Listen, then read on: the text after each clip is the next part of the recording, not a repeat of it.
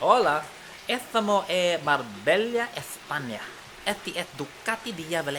Muchas gracias por dejarme estar aquí. Mi nombre es Tac Lucero.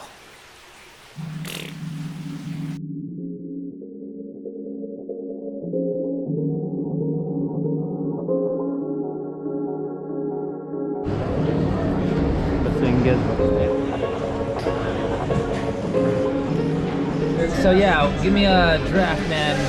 Yeah.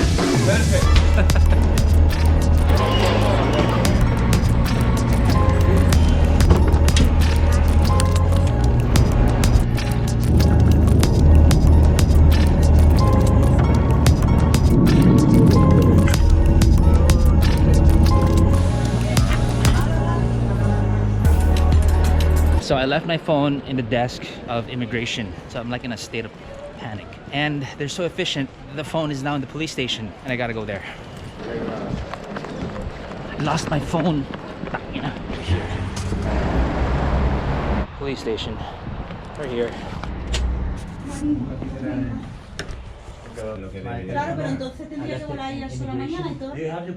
Of course, of course. Here, sir. Are you recording now with this camera? No, oh, sorry, was off. Got my phone. Super honest policeman.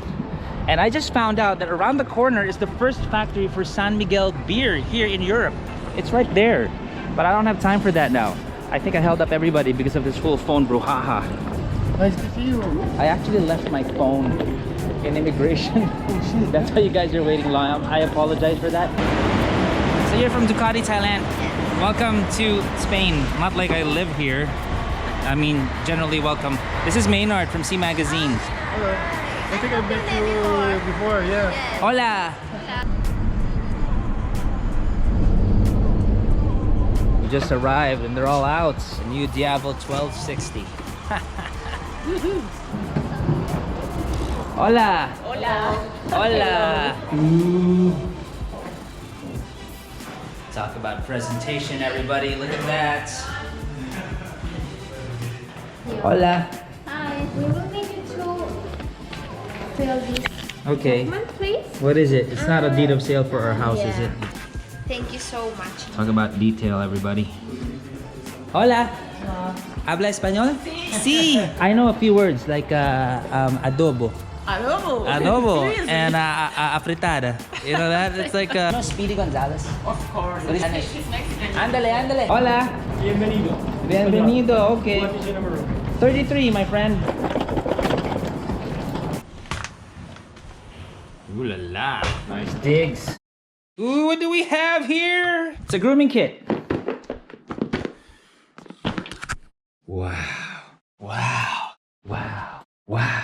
When the Diavel came out a few years ago, I think most in the moto industry will agree that Ducati outdid themselves with this line in the design to performance aspect of things. It kinda deviated from the usual Ducati lines that we see, but retained that beastly brute persona associated with Ducati, keeping this line still recognizably in their bloodline. I did the Diavel X a couple of years ago and that just blew my socks off. Now we have the Ducati 1260S, practically a total overhaul of the line. No, this is not a mere facelift as you can see in the pic. What's in red, that's all new. What's in gray, that's the carryover. Not much as you can see. Alright, so here's where our route will be. This is where we're going. We are here.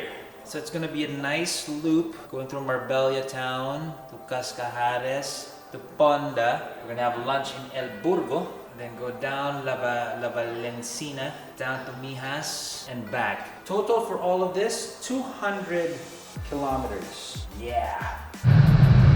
What a beautiful sound in the morning. So here's everybody. Here's my bike. I am number 23, Michael Jordan. How you doing? Wow. Keep right. No problem for us. Hold it, and we are in sport mode, folks. We climb at 1200 meter altitude. This means that during the day the sun improves the temperature, but 100 meters is 1 degree less. So we can have easily 10 degrees difference between the coast and the top of Ronda where we achieve the pass of the mountain.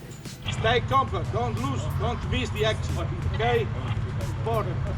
And we're off, baby.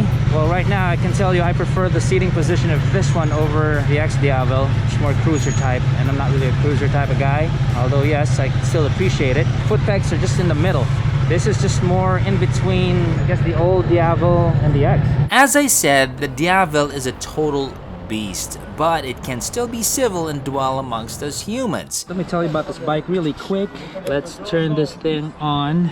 Press this. Il GPS è da staccare, ragazzi. There are 3 customizable riding modes, folks. You can dial traction control, throttle response, wheelie control, trip out on the quick shifter, all that stuff. That's the gauge. All the other belts and whistles. Engine, DTC4, corner ABS, DWC5, the usual. Sport mode, of course, this is the most all-out with the least rider aid or intervention. Sport that's an animal right there. Touring mode, which I enjoyed very much, turns the beast into a content one, like maybe the beast right after a meal. The 159 horsepower has the same of the sport mode, Okay. but you have a smoother relation between the movement of the grip and the throttle. So This there's is more the difference. play. Same torque curve, but you have a smoother reaction when you change the position of the grip. Okay. I do personally think that the touring mode is the most enjoyable one. Oh, really? Oh, it's absolutely yes. Okay. Because the sport mode is a little bit too direct. Okay. So it's good for if you want to ride very fast, but if you want to enjoy the ride,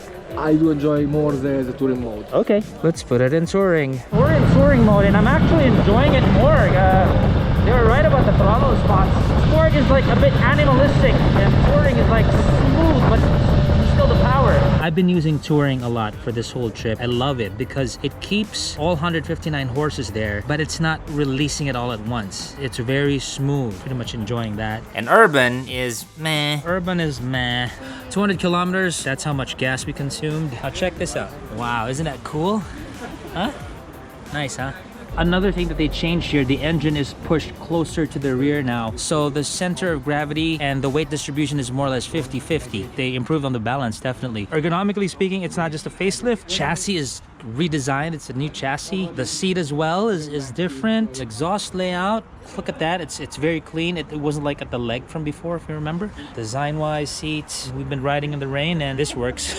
My back's nice and clean. All these bits and pieces here. Pretty cool bike. As a safety precaution, as soon as you shut the bike off, everything will reset. So you need to manually redo everything again. For some, this can be a hassle. For me, it's alright, it's cool, because it will constantly remind you of what you're getting yourself into, which is lessen the safety features of the bike. But still, for some, they prefer otherwise, so Ducati is working on an app where you can keep these settings long term. Lines-wise, with the new Diavel, we clearly see where the old left off. A subtle difference, but effective one, is the now pulled back handlebar. Alongside that, we are now also in the middle position with the pegs. This of course means more controlled cornering, with you anchoring your weight on the foot pegs so you can position your body for more aggressive brushes at the bends. The seat complements this. It's narrower in the front to support these moves. It gives a lot of movement and leeway for you to do this. At a distance, the Diavel will still be a familiar form, but now presented in a more refined and sleeker fashion. You actually see more engine and chassis now because of less plastic fanfare. The muffler too is now shorter, showing more rear wheel. Tires are Pirelli Diablo Rossos, done specially by Pirelli for this bike. Yes, it is more balanced now, and this was achieved by moving the engine towards the rear. Bits and pieces here and there, the turn signals aren't sticking out anymore and are found under the seat. I think that's cool.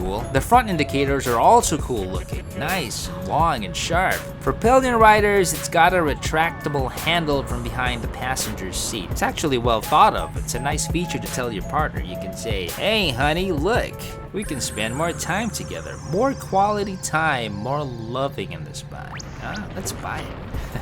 Suspension-wise, combined with the big tires, it'll suck up anything you throw at it found within the confines of street riding. Bumps, potholes, uneven roads, and all that stuff, while holding its own in the corners. So it's got a bit of both cruising and sport prowess in terms of suspension performance. The 1260 Testostante VVT engine, my goodness, variable timing in this machine is the whoa, man. So it's got low end torque and the valves aren't doing things that it's not supposed to at these moderate speeds. This also makes the throttle response smoother, so as you give it more juice and as the RPMs turn more, VVT kicks in, giving more output to the engine. Literally powers in your hands anytime with lots of control. Now that's in touring mode. Sport mode, it's another story. That's the beast unleashed, so be careful here. This will demand more of your attention. This behavior makes this the only cruiser out there with this performance, bar none. Our little 200-kilometer loop around Marbella had a bit of spirited moments peppered around a generally leisurely ride. The cold was distracting. It was crazy cold. Never have I longed for heated grips this much. Despite all these distractions, as my Asian tropical ass struggled with the weather, the brakes served me well in more than one occasion, where I found myself in precarious situations due to my divided attention. Damn cold. Good power pulling a not so light bike needs equally good brakes to stop it. And this, the new Diavel had them in spades. You know, the Diavel sold well in the recent years, with the Ducati Diavel as compromising 80% of their sales. And of course, this drove Ducati to further improve this line. And wow, what an improvement. Worth the upgrade from the old Diavel? It depends on how attached you are with the old. And if you are still attached to it, I can't blame you. That's still a Diavel you got. First time to buy a Diavel, no brainer here. Just go for the new 1260 already. You can't go wrong. You're gonna have fun.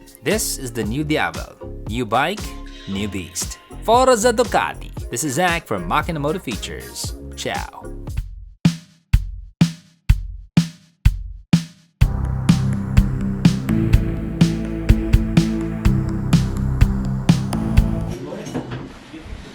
Hey there, pussycat. Look at that, huh? Got you some tuna. Yeah. Nice pussy, huh?